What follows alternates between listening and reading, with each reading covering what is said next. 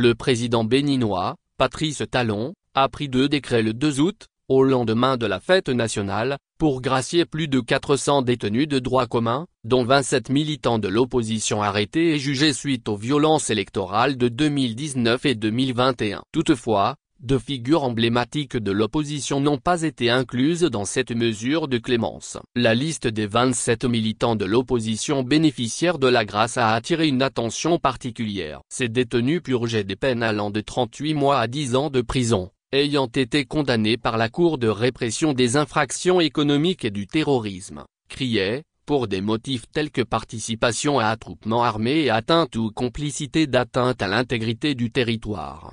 Une grâce bienvenue mais insuffisante. Me Victorien Fadé, avocat de certains des détenus graciés, a souligné que plusieurs d'entre eux avaient presque purgé leur peine. Il a toutefois salué la libération de ceux qui étaient encore en détention, tout en exprimant un certain regret. C'est une grande joie pour moi. Pour ceux qui sont étudiants parmi eux, ils pourront reprendre leurs études. J'aurais souhaité qu'ils soient amnistiés, car la grâce présidentielle ne blanchit pas leur casier judiciaire. Leur casier judiciaire n'est pas vierge, a-t-il déclaré. Me Fadé appelle à poursuivre la dynamique de décrispation, en pensant notamment à Rocky Amadougou et Joël Aivo, 2 figures importantes de l'opposition qui ne font pas partie des personnes graciées et demeurent en prison. J'aurais souhaité qu'ils retrouvent leur liberté et qu'ils puissent rejoindre leur famille, surtout qu'ils ont encore des enfants mineurs, a-t-il ajouté.